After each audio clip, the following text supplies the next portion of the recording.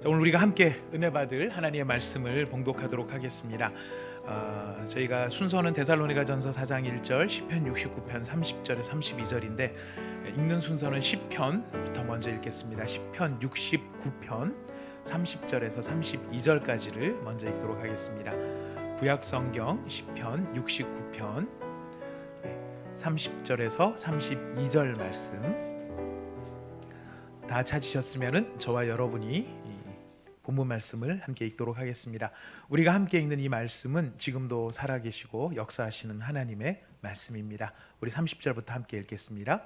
내가 노래로 하나님의 이름을 찬송하며 감사함으로 하나님을 위대하시다 하리니 이것이 소 곧 뿔과 굽이 있는 황소를 드림보다 여호와를 더욱 기쁘시게 함이 될 것이라. 곤고한 자가 이를 보고 기뻐하나니 하나님을 찾는 너희들아 너희 마음을 소생하게 할지어다. 아멘. 여러분, 여기에다가 성경책 위에 보면 이렇게 책갈피 해놓는 게 있습니다. 가운데 끈을 여기다 딱 꼽아 놓으시고 데살로니가 전서를 가도록 하겠습니다. 데살로니가 전서 4장 1절 말씀입니다. 데살로니가 전서 4장 1절 다 찾으셨으면 한 목소리로 함께 읽도록 하겠습니다. 같이 읽겠습니다. 시작. 그러므로 형제들아 우리가 끝으로 주 예수 안에서 너희에게 구하고 권면하노니 우리가 마땅히 어떻게 행하며 하나님을 기쁘시게 할 수 있는지를 우리에게 배웠으니 곧 너희가 행하는 바라 더욱 많이 힘쓰라. 아멘. 네. 이 세상에서의 지금의 삶 참 소중한 것입니다. 그러나 지금의 삶이 영원한 것이 아니라 지금의 삶이 있지만 그거보다 더 영원한 하나님 나라를 바라보면서 살아가는 사람, 그리고 내 자신이 소망 없는 죄인이라는 사실을 깨닫고 오직 나를 구원하실 분은 예수 그리스도라고 하는 사실을 분명히 마음속에 알기 때문에 바로 예수 그리스도를 영광의 소망으로 마음에 품고 사는 사람, 이런 사람을 거듭난 사람이라고 하죠. 본 어게인된 예수 그리스도의 사람으로 살아가는 사람, 그리고 영원한 저주와 심판 가운데 언젠가는 이 세상의 모든 것이 불타 없어질 종말의 때가 올 것을 알기 때문에 그 종말의 때에 영광스러운 하나님 나라에 들어갈 것을 진지하게 소망하는 사람, 우리가 그런 믿음의 사람이라고 한다면 그런 우리를 향하여, 그런 진지한 믿음을 가진 우리를 향하여 성경 말씀 우리에게 더 힘써야 할 것이 있다. 너희가 그런 믿음이 있다면, 정말 그런 믿음을 진지하게 가지고 있다면 너희가 더욱 힘써야 할 것이 있다라고 하는 것을 우리에게 선포해 주십니다. 바로 그런 믿음 안에서 우리가 더욱 힘써야 될 것이 무엇인가? 우리 데살로니가 전서 4장 읽으셨습니다. 데살로니가 전서 4장 1절을 통해 바울은 우리에게 하나님을 기쁘시게 하는 일을 더욱 힘쓰라라고 우리에게 이야기를 해줍니다. 우리가 데살로니가 4장 1절 읽으셨습니다. 그러므로 형제들아 우리가 끝으로 주 예수 안에서 너희에게 구하고 권면하노니 너희가 마땅히 어떻게 행하며 하나님을 기쁘시게 할 수 있는지를 우리에게 배웠으니 곧 너희가 행하는 바라 더욱 많이 힘쓰라 라고 이야기를 합니다. 하나님을 기쁘시게 할 수 있는 일을 더욱 많이 힘쓰라 라고 이야기를 하는 것이죠. 우리가 데살로니가 전서 4장 1절을 보면서 위안을 얻는 것은 무엇이냐면, 우리가 모르는 일, 우리가 못하는 것을 새롭게 배워서 그거를 새롭게 하라라고 말하고 있는 것이 아니라는 것이, 우리가 모르기 때문에 모르는 것을 새롭게 배워서 하나님을 기쁘시게 해드리는 일이 무엇인지 너희가 모르지, 그러니까 새로 배우고 새로 알아서 그것을 좀 새롭게 해라 이렇게 말하는 것이 아니라, 이미 우리가 알고 있고 우리가 이미 행하고 있는 것, 이미 우리가 배운 것들, 그것을 더욱 힘쓰라라고 이야기한다는 것 우리가 기억해야 할 것입니다. 그래서 우리가 무엇을 힘쓰고 있는가? 우리가 지난 두 주 동안 하나님을 기쁘시게 해드리기를 원하고 하나님이 기뻐하는 사람이 되기를 우리가 원해서, 그럼 어떻게 하면 하나님을 기쁘시게 해드릴까? 우리가 두 주간 살펴보았습니다. 살펴본 내용들 여러분 처음 듣는 내용들 다 아니셨을 거예요. 이미 다 우리가 알고 있는 내용이고 우리가 힘쓰는 내용들입니다.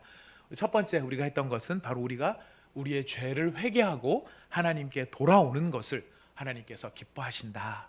그래서 하나님은 죄를 지은 사람을 보면 애통해 하시고, 제가 또 죄를 짓는구나 안타깝게 여기시지만은 그 죄를 깨닫고 하나님께 돌아오면 하나님은 그 돌아온 사람을 보면서 크게 기뻐하신다라는 것입니다. 그리고 하나님께서 두 번째 기뻐하시는 것, 하나님을 기쁘시게 해드리는 것은 우리가 예수님을 바르게 섬기는 것을 볼 때 하나님이 기뻐하신다. 지난주에 말씀을 드렸습니다. 우리가 예수님을 바르게 섬겨야 되는데 우리가 어떻게 하는 게 예수님을 바르게 섬기는 것이었는가? 여러분 기억하시죠? 믿음이 연약한 자를 비판하지 않고 업신여기지 않고 그 믿음이 연약한 사람을 안아주고 품어주고 그 사람과 화목하게 지내는 것이 바로 예수님을 섬기는 방법이 될 수 있었다 이야기를 드렸습니다. 믿음이 연약한 자, 그 안에 정말 업신여기 비판받을 만한 그런 사람인데 그럼에도 불구하고 그 사람을 용납하고 받아주는 것이 어떻게 예수님을 섬기는 것인가 지난주에 설명을 드렸습니다.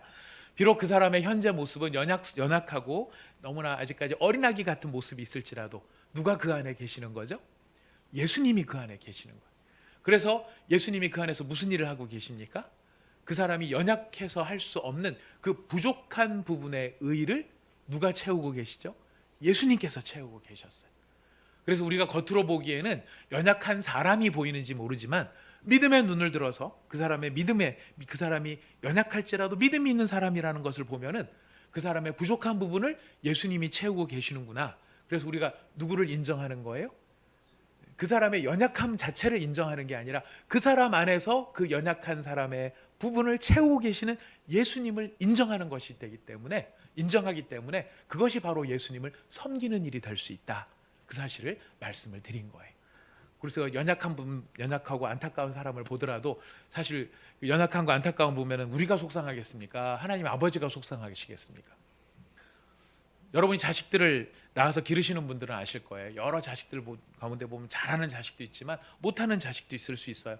근데 못하는 자식을 보면은 형제가 안타깝습니까? 부모가 안타깝습니까? 안 낳아봐서 모르시죠. 예, 상상력이 부족하신 겁니다. 다 낳아보셔서 아실 거예요. 예, 우리가 다 그 부분을 알고 있습니다. 여러분 여기 주무시러 오신 거 아니시죠?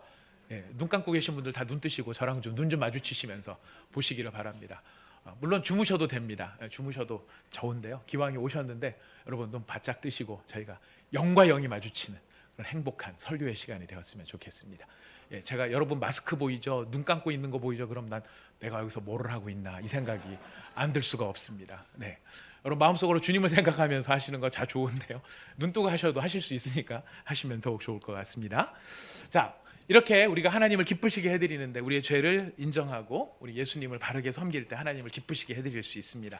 이제 오늘 우리가 그 마지막으로 세 번째 어떻게 하면 하나님을 기쁘시게 해드릴까? 달리 표현하면 어떻게 하면 우리가 하나님의 기쁨이 되는 사람이 될 수 있을까를 생각을 하는데요. 결론부터 말씀드리자면 어떻게 하면 하나님을 기쁘시게 해드리는가? 우리의 일상의 모든 삶에서 하나님을 향한 찬송과 감사가 있을 때 하나님은 크게 기뻐하신다라는 것입니다. 다시 한번 말씀드립니다. 우리의 일상의 모든 삶에서 하나님을 향한 찬송과 감사가 있을 때 그런 우리의 모습을 보면서 하나님이 기뻐하신다라는 거예요. 그래서 우리가 시편 69편 우리가 30절부터 32절까지를 읽으셨어요. 내가 노래로 하나님의 이름을 찬송하며 감사함으로 하나님을 위대하시다 하리니 이것이 소 곧 뿔과 굽이 있는 황소를 드림보다 여호와를 더욱 기쁘시게 함이 될 것이다 라고 이야기를 했어요. 그런데 이런 말씀을 드리면 우리 마음속에는 사실 조금 어떤 면에서 약간 저항감도 생기기도 합니다. 기뻐할 만해야 기뻐하지, 찬송할 만해야 찬송하지. 하나님이 내 삶에 들어오셔서 하나님이 한번 살아보시면 하나님도 과연 찬송할 수 있을까? 이런 생각이 들 만큼 사실 우리가 인생을 살아간다는 것은 그 누구라 할지라도 쉬운 인생은 없는 것 같습니다. 우리 개인의 삶도 참 팍팍하고요. 공동체의 모습도 굉장히 어려워요. 우리가 살아내어야 하는 생활, 남편으로서 또 아내로서 또 자식으로서 또 부모로서 살아내어야 하는 생활들이 있어요. 그런 생활을 감당해낸다는 것이 우리 가운데 쉬운 일들은 아닐 때가 있습니다. 물론 기쁨도 있어요. 기쁨도 있지만 어떤 때는 그 책임감과 우리를 누르는 중압감들이 있을 수 있어요. 또 내가 싫어도 만나야 되는 사람들도 있고요. 내가 선택할 수만 있으면 내가 돈만 많고 상황만 되면 내가 이런 삶 안 산다 싶은 삶의 실체들도 우리 가운데 많이 있다는 것을 보게 됩니다. 여러분 이런 삶을 살다 보니까요. 여러분 우리 인생 삶에서 하나님을 향한 찬양과 순수한 감사 여러분 드릴 수 있는 순간이 얼마나 될까?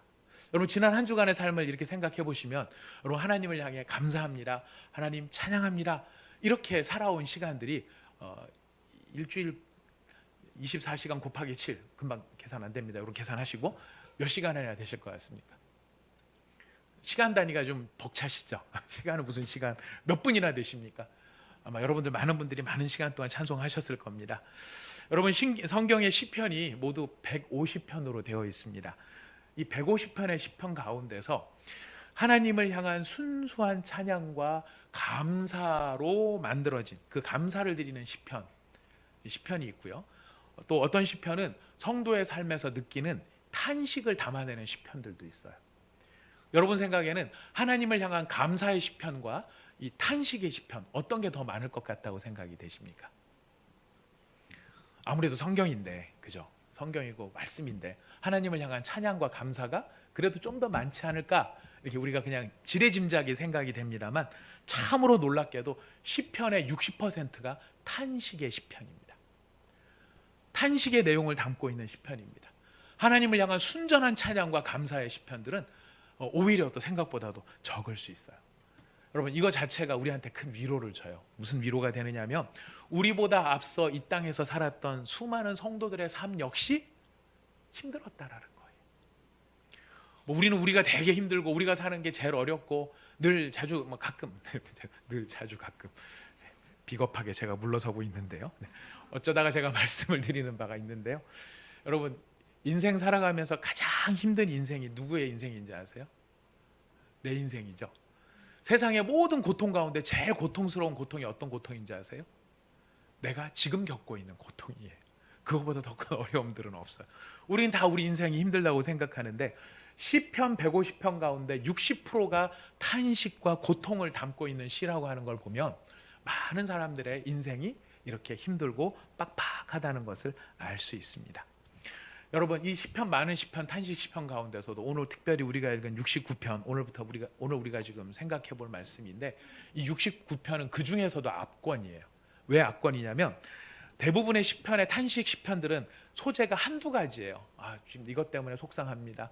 이것 때문에 내가 마음에 어려움이 있습니다. 이렇게 해서 한두 가지만 다루고 있는데 이 69편은요. 무려 4가지의 탄식을 이야기를 하고 있어요. 우리 인생의 종합판과도 같아요. 그래서 우리가 이 69편을 살펴보면서 이렇게 탄식하고 있구나.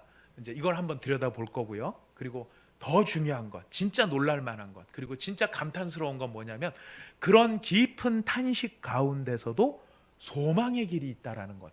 우리가 그것을 찾아보게 될 것입니다. 여러분 말씀 우리가 기대를 하면서 이 말씀을 한번 살펴보겠습니다.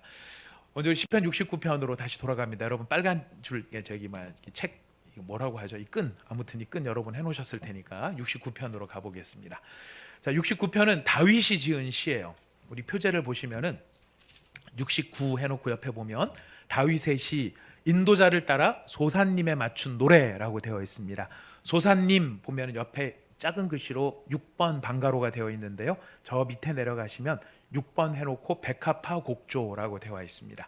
소산님이라는 말을 문자 그대로 풀어놓은 것이에요. 근데 안타깝게도 이 백합화 곡조가 어떤 곡조인지는 지금은 전해지지 않습니다. 우리는 연주할 수 없는 곡입니다. 다만 음악 기호처럼 붙여놓은 것이 소산님에 맞춘 노래라고 되어 있습니다. 근데 이게 누가 지었다고요?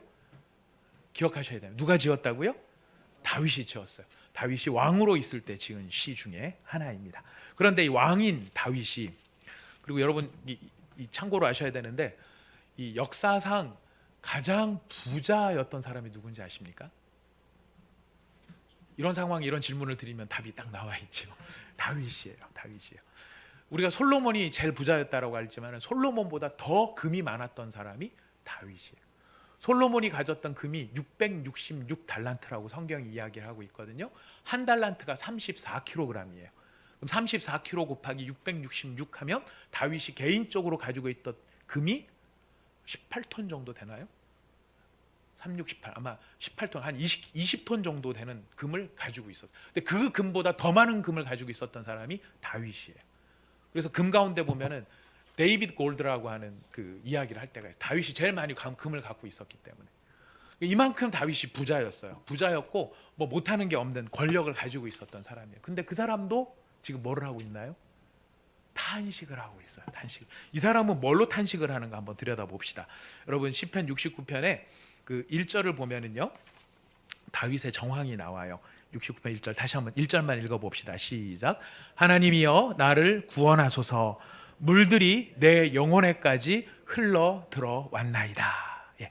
물들이 내 영혼에 흘러 들어왔다. 이거를 이게 직설적으로 표현하면은요, 물들이 내 목까지 차올랐습니다라고 이야기하는 거예요. 성경에서 보면 물은 좋은 물도 있지만은요, 어떤 물의 비유는 환난과 고난을 상징하는 물들도 있어요.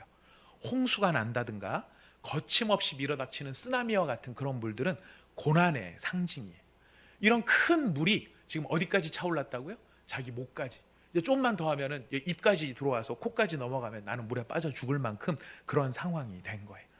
이 고통스러운 상황 속에 지금 다윗이 놓여 있어요. 자기가 모든 탄식들을 가지고 있는데 이 탄식 때문에 내 영혼이 물이 이만큼 차올라 왔습니다. 다윗이 어떤 상황이길래 이렇게 고백하는가? 우리 다윗의 첫 번째 탄식을 살펴봅니다. 2절부터 4절까지 읽어보겠습니다. 첫 번째 탄식입니다. 시작. 나는 설 곳이 없는 깊은 수렁에 빠지며 깊은 물에 들어가니 큰 물이 내게 넘치나이다. 내가 부르짖음으로 피곤하여 나의 목이 마르며 나의 하나님을 바라서 나의 눈이 쇠하였나이다.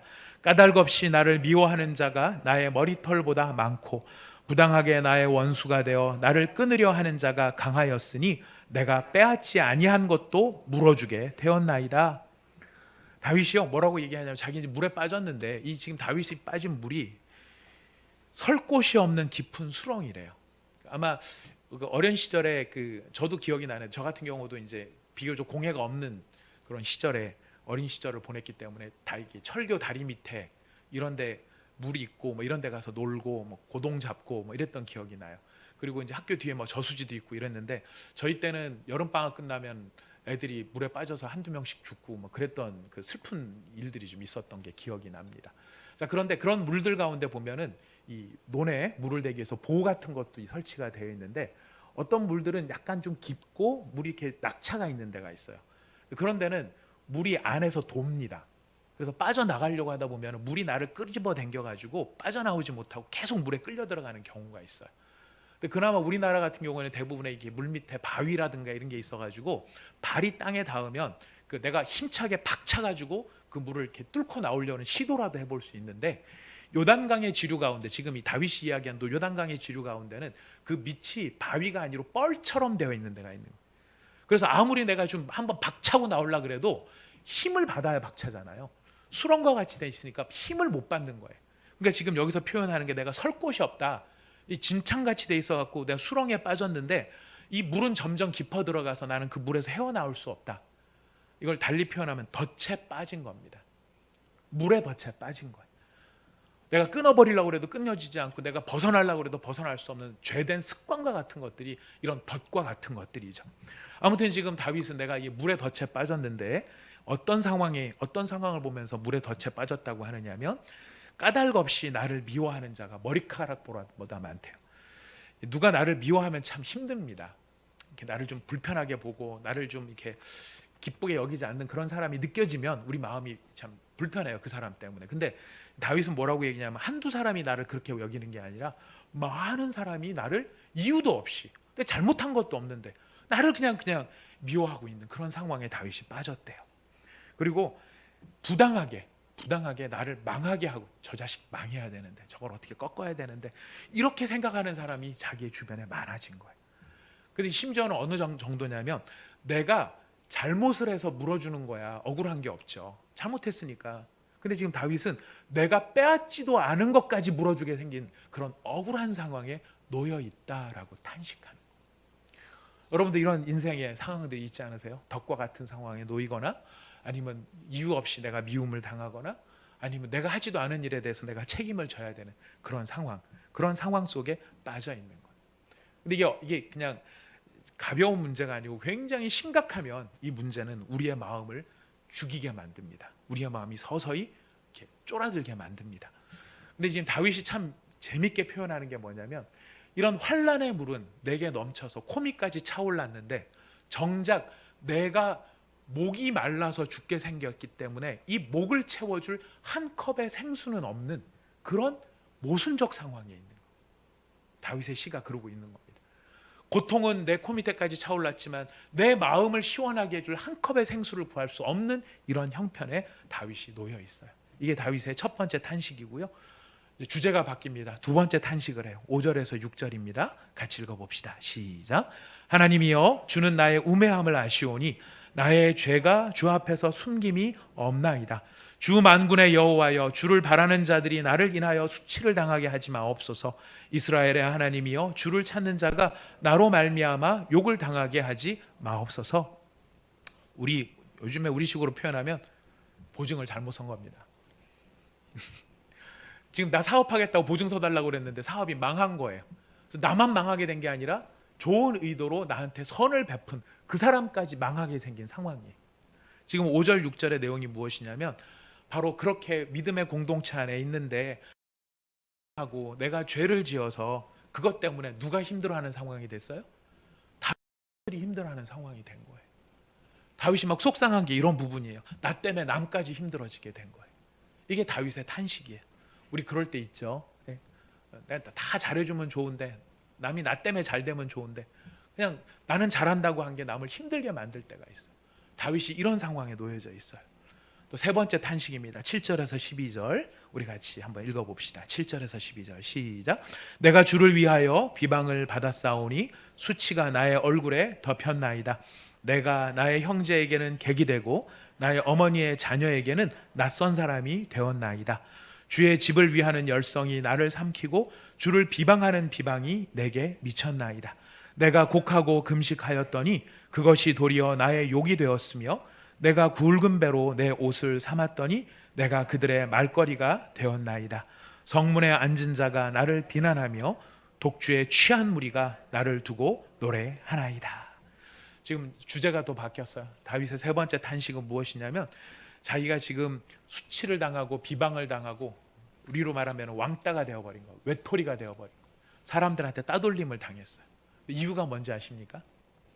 하나님께 충성하다가 하나님께 충성하는 모습을 보고 사람들이 다윗을 이렇게 왕따를 시켜버린 거예요. 근데 이것은 다윗을 왕따를 시키는 것으로 끝나는 게 아니고 사실 사람들이 하나님에 대해서 지금 마음이 안 좋은 거예요. 하나님이 정말 공정하신 분이고 의로우신 분인가? 하나님이 정말 살아계신가? 살아계신다면 어떻게 이 세상이 이렇게까지 엉망일 수 있는가? 왜 사람 같지 않은 사람들이 활개를 치고 왜 남을 속이는 자들은 잘 되고 내가 이렇게 상처받고 아픔을 받았는데 왜 나는 위로받지 못하고 도리어 이런 어려움을 겪어야 되나? 근데 하나님이 살아계신다고? 하나님은 안 계시거나 하나님은 가짜일 거야.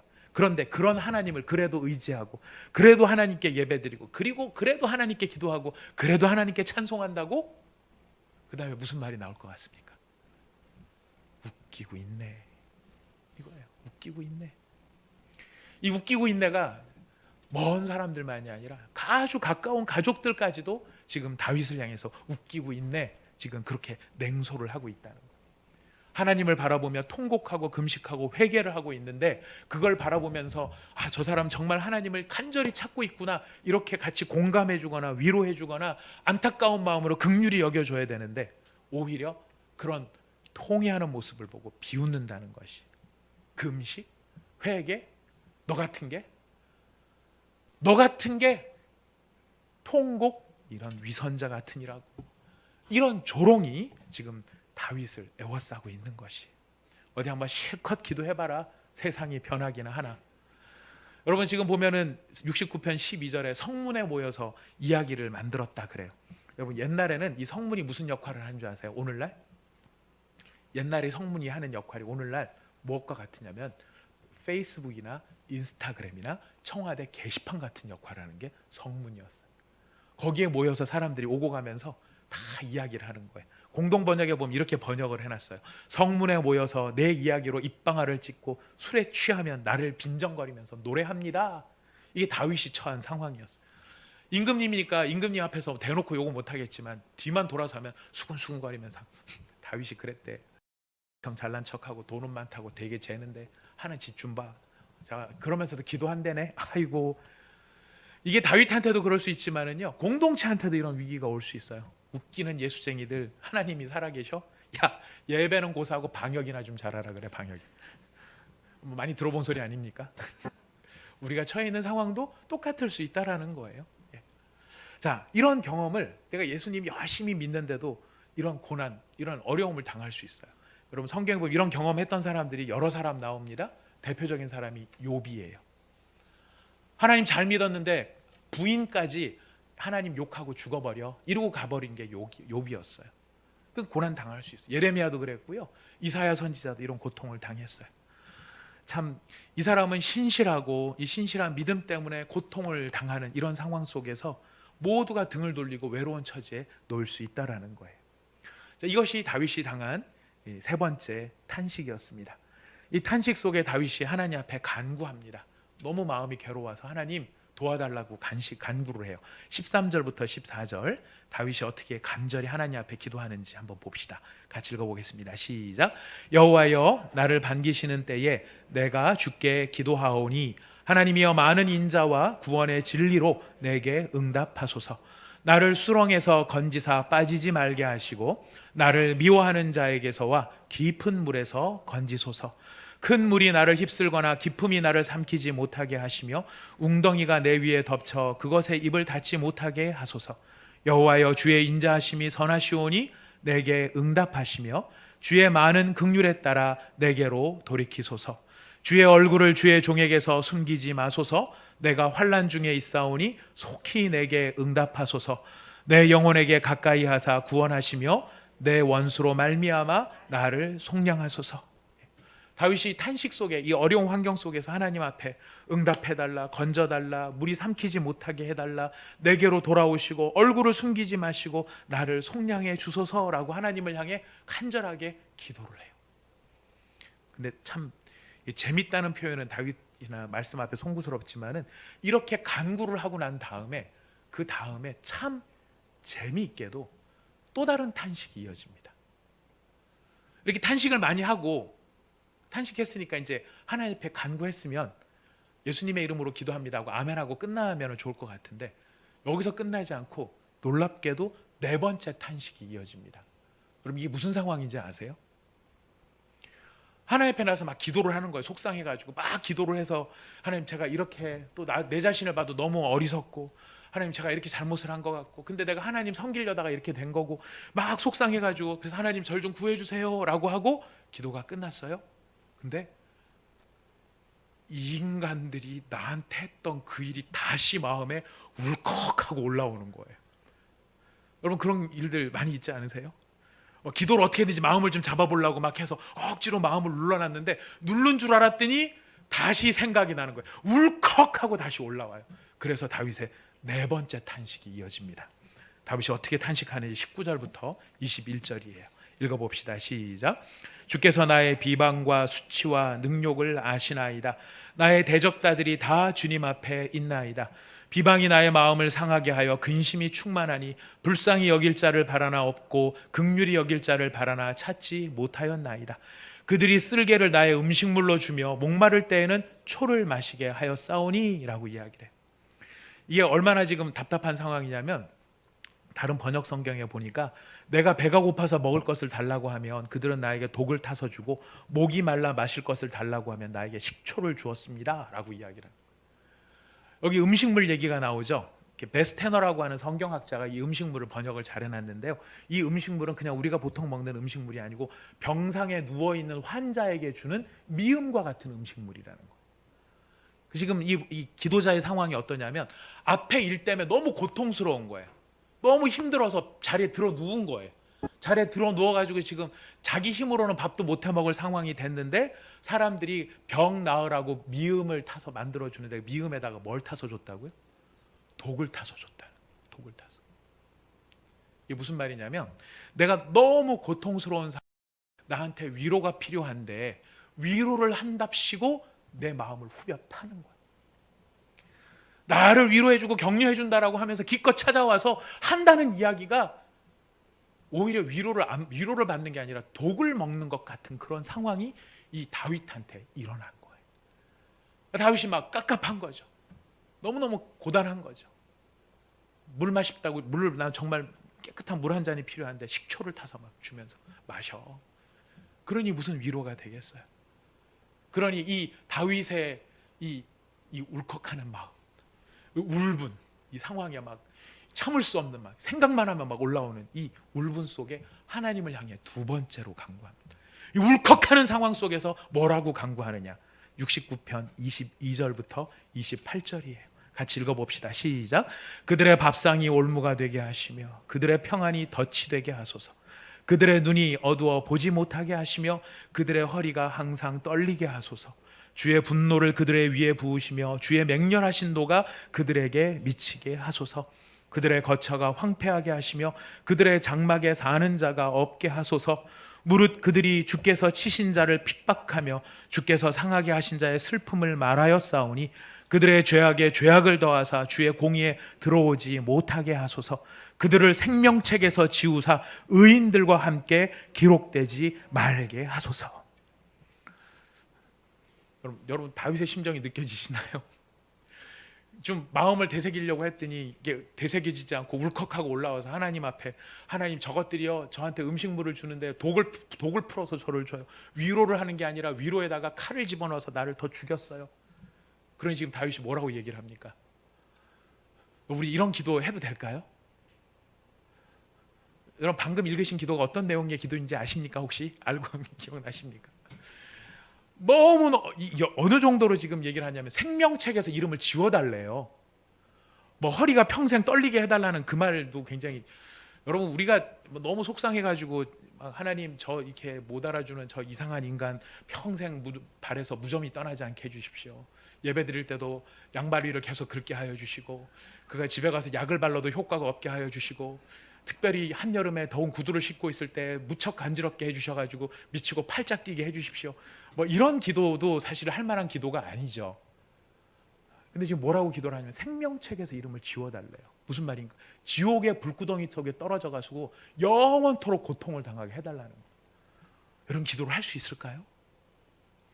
여러분 이런 기도를 할 수 있느냐 없느냐의 문제를 떠나서 우리가 지금 읽어야 될 건 뭐냐면 다윗이 얼마나 그 마음이 상해 있느냐라는 거예요. 얼마나 지금 그 마음이 상해 있느냐. 오직 그 마음이 상했으면 내려갔다가 다시 올라와서 다시 올라오니까 더 열받아가지고 생명책에서 이름을 지워달라고 할 만큼 그의 마음이 고통스러워. 근데 여러분 이 기도를 가만히 보면은요 참 당황스러운 기도이지만 우리가 기억해야 될 게 있어요. 아까 말씀드렸으면 다윗은 지금 신분이 왕이에요. 왕으로서요 권력을 가지고 있어요. 그렇다면 내가 지금 당하고 있는 이 부당하다고 생각되는 일을 누구 힘으로 해결할 수 있죠? 자기 힘으로 해결할 수 있는 거예요. 어디 왕 앞에서, 이것들이 어디 왕 앞에서, 그죠? 그렇게 할 수 있죠. 근데 다윗은요 자신의 힘으로 자기가 당한 일의 정의를 구현하지 않아요. 다윗은 스스로가 할 수 있음에도 불구하고 그것을 포기하고 누구에게 맡깁니까? 하나님께 맡겨요. 왜 그럴까요? 전 여기서 오늘 이 시편에서 여러 가지 위로가 있지만 이 중에 한 가지 위로가 뭐냐면 다윗은 자기가 지금 너무너무 억울한 상황에서 지금 억울하다고 말을 하고 있지만 판단을 왜 하나님께 맡기냐면 내가 봤을 때 지금 내가 억울할지 몰라도 하나님의 입장에서 봤을 때는 내가 틀렸을 수도 있는 거예요. 나는 지금 괴로울 수 있을지 몰라도요. 그래서 난 그 괴로움 때문에 몸부림을 칠지 몰라도 하나님의 입장에서 보면은 이게 다르게 판단될 수 있다라는 거예요. 그래서 지금 다윗은 이걸 판단을 누구한테 맡깁니까? 하나님께 맡겨. 대신 내 기분은 다 알아야 드리는 거예요. 주님, 저것들도요 똑같은 일 당해가지고요 내가 어떤 심정인지 한번 경험하게는 해봐 주셨으면 좋겠어요. 아멘. 오죽하면 그러겠어요. 오죽하면 그러겠어요. 예, 그럴 수 있어요. 우리는 그럴 수 있다는 거예요. 자, 이런 상황에서 지금 이제 핵심적인 주제입니다. 이런 깊은 탄식과 절망, 속상함, 여러분 이 속상할 이런 상황에서 하나님을 기쁘시게 해드릴 수 있을까요? 이 정도로 내가 속이 상하고 내가 탄식하고 있는 이런 상황인데 이런 상황에서도 과연 하나님을 기쁘시게 해드릴 수 있는 것일까? 질문을 달리하면 이렇게 고단하고 팍팍하고 힘든 인생을 살아갈 수밖에 없는 인간이 깊은 탄식, 덫에 걸린 것처럼 죽을 것 같은 이 고난이 여기까지 차와서 내가 곧 죽을 것 같은 이런 상황에서도 하나님을 기쁘시게 해드리는 사람이 될 수 있을까? 다윗은 선언합니다. 그럴 수 있다라고 이야기합니다. 죽을 것 같은 상황이라 할지라도 그럼에도 불구하고 우리는 하나님을 기쁘시게 해드리는 사람이 될 수 있다. 여러분, 그 내용이 무엇인가요? 여러분 다 읽어오셨던 그 성경의 뒷부분이에요. 30절부터 32절입니다. 같이 한번 읽어봅시다. 시작. 내가 노래로 하나님의 이름을 찬송하며 감사함으로 하나님을 위대하시다 하리니 이것이 소 곧 뿔과 굽이 있는 황소를 드림보다 여호와를 더욱 기쁘시게 함이 될 것이라. 곤고한 자가 이를 보고 기뻐하나니 하나님을 찾는 너희들아 너희 마음을 소생하게 할지어다. 아멘. 여러분, 우리가 깊은 탄식을 할 수밖에 없는, 그리고 디디고 설 곳이 없는 트랩에 갇혀버린 상황, 이유 없이 미움받고 억울하게 물어주는 상황, 나 때문에 남들에게 피해를 주는 상황, 하나님을 믿는 믿음 때문에 조롱받는 상황, 위로를 받아도 모자랄 판에 위로 가운데 독을 집어넣어서 내 마음을 더 아프게 만드는 그런 상황이라 할지라도 기억하십시오. 믿음의 사람은요, 그것 외에 할 수 있는 일이 한 가지가 더 있다라는 것이, 그게 전부가 아니라 그 전부인 상황에서도 할 수 있는 일이 한 가지가 있다라는 거예요. 그게 뭘까요? 그것이 바로 하나님의 이름을 송축하며 찬송하며 감사함으로 하나님을 위대하시다 말할 수 있는 바로 그런 사람이 믿음의 사람이요, 믿음의 사람이 할 수 있는 일이라는 것입니다. 여러분, 우리의 깊은 탄식 속에서 드리는 하나님을 향한 찬송을 놀랍게도 하나님이 기뻐하십니다. 내가 감당할 수 없고 견딜 수 없는 상황 속에서 신음과 같이 나오는 이 탄식 속에서라도 하나님께 올려드리는 이 찬송을 하나님은 기뻐하신다는 것이. 여러분, 이 찬송은요, 이 하나님을 향한 이 찬송은 하나님만을 기쁘시게 해드리는 게 아니라, 여러분 뒤에 읽으셨어요. 우리가 보면 힘들다, 괴롭다, 죽겠다, 못 살겠다 이런 말이 막 나와요. 나오는 사람들이 많이 계세요. 근데 여러분 해보셔서 아시죠? 힘들다, 괴롭다, 죽겠다, 못 살겠다 해서 나아지시던가요? 안 나아져요. 그런 말을 입에 달고 살아도요, 기쁨이 회복되거나 영혼은 소생되지 않습니다. 절대로 안 됩니다. 그러나 그런 상황 속에서 힘들다, 죽겠다, 오해하지 마십시오. 그런 말씀 하지 말라는 게 아니에요. 할 수 있어요. 우리는 할 수밖에 없어요. 할 수밖에 없는데 그걸로만 끝내지 마시라는 거예요. 힘들다, 죽겠다, 못 살겠다 하지만 하나님을 찬양합니다. 여기까지 나가시라는 거예요. 우리는 그렇게 할 수 있는 사람이고, 그럴 때 놀랍게도 성경이 약속하는 거예요. 곤고한 자가 기쁨을 회복하겠고 근심 속에 있는 그 영혼이 살아나는 역사가 나타날 것이다. 여러분, 시편의 60편이 탄식시라고 말씀드렸죠. 근데요, 이 탄식시가 엄밀하게 말하면 탄식으로만 끝나지 않아요. 시편의 60%의 탄식시가요, 탄식으로 시작했는데 끝날 때는 찬송으로 끝나고 있어요. 이게 시편의 탄식시예요. 딱 두 개만 빼고 88편하고 89편만 빼고 88, 89편은 탄식만 있어요. 근데 이게 왜 그런지는 나중에 또 설명을 드리겠습니다. 굉장히 은혜로운 또 대목이 있는데, 아무튼 88, 89편 두 편을 빼고 나머지 모든 탄식시는 탄식으로 시작했지만 찬양으로 마무리를 짓고 있다라는 거예요. 근데 저는 이 69편을 준비를 하면서요, 사실 참 많은 위로를 얻었어요. 너무너무 많은 위로를 얻었는데, 왜 그러냐면 이게 이 내러티브 본문이라 그래가지고 이야기 본문은요, 이야기처럼 쭉 설명을 해나가면서 풀면 설교를 하기가, 메시지를 잡기가 참 편해요.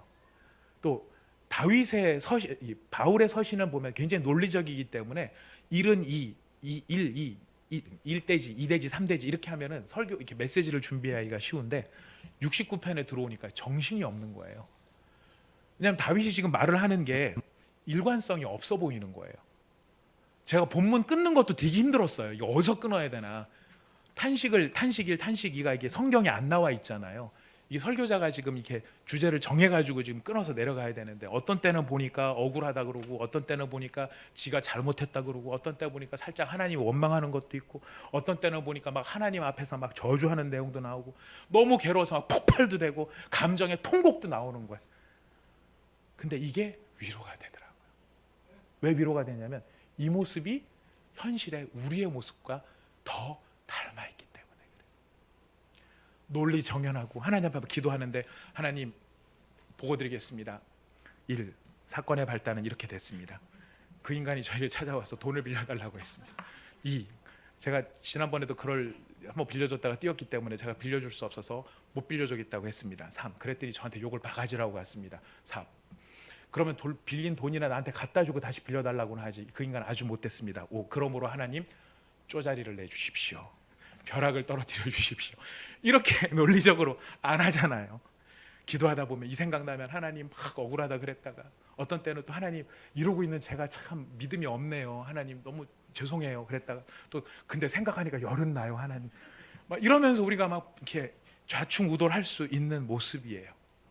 근데 이 부족한 모습 다윗이긴 하지만은요. 다윗이 우리 알잖아요. 완전 무결한 의의 사람이 아니에요. 그가 이렇게 저렇게 막 왔다 갔다 할 수밖에 없는 이 복잡한 상황 속에 있는 이 상황 속에서의 하소연, 이 탄식, 완전해서 하나님이 그 찬송을 기뻐 받으시는 게 아니라 탄식함에도 불구하고 그 눈을 어쨌든 하나님께 두려고 하는 그 모습이 하나님께는 기쁨이 되는 모습이더라 하는 것이 우리의 모습이거든요. 예수 믿고 구원받아서 거룩하다는 칭의는 받았어요. 거듭났어요. 근데 저기 하나 예수님처럼 영광스럽게 되는 영화의 자리까지 가려면 아직도 멀었어요. 그 안에서 우리는 지금 뭐를 하고 있습니까? 거룩해져가는 성화의 과정을 겪고 있어요. 근데 이 성화의 과정이 쉽나요? 살을 깎아내고 뼈를 다듬어내는 그런 고통의 순간들을 지나가니 우리는 어떤 때 보면 잘하는 것 같고 어떤 때 보면 세상보다 못하는 것 같고 어떤 때 보면 믿음이 있는 것 같고 어떤 때 보면 전혀 믿음이 있는 사람 같지 않아 보이는 그런 모습이 나한테 있는 거예요. 자, 그럴 때 그런 탄식 속에서 그런 모습임에도 불구하고 하나님이 기뻐하시는 건 무엇입니까? 그 탄식 속에서도 그럼에도 불구하고 나는 혼란스럽지만 누구를 바라봅니다? 하나님을 바라봅니다. 나는 이해할 수 없지만 나는 지금 누구를 주목합니다? 하나님을 주목합니다. 하나님은 위대하시고 하나님은 찬송받으실 영광의 하나님입니다. 이것을 우리 하나님이 기뻐하시고 이 고백을 하나님이 받으신다라는 것이. 사랑하는 믿음의 형제자매 여러분, 지금 어려운 가운데 계십니까? 혹은 어떻게 헤어나올 수 없는 덫에 걸려 있으십니까? 아니면 나 때문에 나만 피해보면 모르겠지만 다른 사람들까지 힘들게 하고 계십니까? 아니면 내가 믿는 믿음 때문에 비방과 수치를 당하고 계십니까? 아니면 내가 위로를 구했는데 내 마음은 몰라주고 나한테 독을 뿌려대는 상처에 소금을 치는 그런 상황을 맞이하고 계십니까? 그래 여러분 기억하십시오. 그럼에도 불구하고 우리는 찬송할 수 있는 사람입니다. 그럼에도 불구하고 우리에게는 소망이 있는데 그것은 바로 우리는 하나님을 향하여 찬양하고 주의 이름이 위대하시다라는 것을 선포할 수 있는 사람들입니다. 여러분 이 선포가 주의 귀에 들릴 때 우리 주님께서 따라 우리의 마음에 무엇을 회복하실까요? 기쁨을 회복하시고요. 우리의 영혼을 살아나게 만드십니다. 우리가 눈물을 통해 하나님을 볼 때가 있습니다. 내 눈에 눈물이 가득 고여서 눈을 들어서 십자가를 바라보면요, 십자가가 보이는 게 아니라 눈물을 통해 비치는 십자가가 보일 때가 있어요. 그때 십자가는 반듯한 십자가가 아니고요, 눈물방울에 이 굴곡을 따라 어른어른 아롱지는 그 구부러진 십자가처럼 보일 때가 있어요. 근데 여러분 그 구부러진 십자가, 눈물의 십자가를 바라보면서 눈물로 탄식으로 끝나는 것이 아니라 우리가 찬송으로 하나님은 지금도 살아계시고 하나님은 위대하시며 주의 사랑하는 백성을 붙들어 주시는 영광의 하나님이십니다. 이 찬양이 우리 모두를 살려낼 것입니다.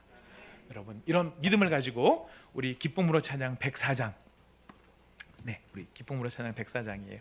오늘 이 찬송에 나오는 시편 그대로를 인용을 해서 만든 찬송이에요. 우리가 하나님 앞에 주님, 나의 탄식이 변하여 찬송이 될 줄로 믿습니다. 내 입술로 주님을 찬양합니다.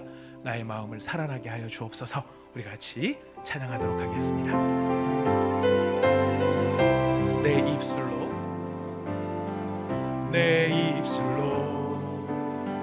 하나님의 이름을 찬송하며 할렐루야 할렐루야 할렐루야. 우리의 탄식은 이렇게 할렐루야를 밝고 환하게 부를 수 없을지도 모릅니다. 여러분 꼭 하나님 앞에 찬송과 영광을 올려드릴 때 이렇게 밝고 힘차게만 드리라고 드리는 말씀은 아닙니다. 우리의 눈에 눈물이 흐르고 내 마음에 영혼의 덫에 갇힌 것처럼 절망이 찾아왔을 때 탄식처럼 하나님 죽겠습니다 라는 그 낮은 톤으로 우리가 나갈 수 있어요. 그런 낮은 톤이라 할지라도 그 톤으로 그대로 하나님을 찬양하고 하나님의 위대하심을 우리가 기억하기를 원합니다. 하나님 너무나 힘들고 어렵습니다. 눈물이 납니다. 답답합니다. 죽고 싶습니다. 그러나 하나님을 찬양합니다. 하나님께 감사합니다. 하나님은 위대하시고 하나님은 지금도 살아계신 하나님입니다. 고백할 수 있는 믿음의 능력, 여러분 바로 그 능력이 여러분에게 있음을 기억하십시오. 데살로니가 전서에서 이야기합니다. 모르는 걸 새로 받으라가 아닙니다. 이미 알고 있는 것이다. 너희가 힘쓰고 있는 것이다. 그걸 더 힘쓰라라고 이야기합니다. 여러분 이 시간 함께 기도할 때 주님, 나의 탄식 속에서라도 주님을 찬양하기를 원합니다. 저에게 힘을 더하여 주옵소서. 우리 같이 기도하도록 하겠습니다. 하나님 아버지,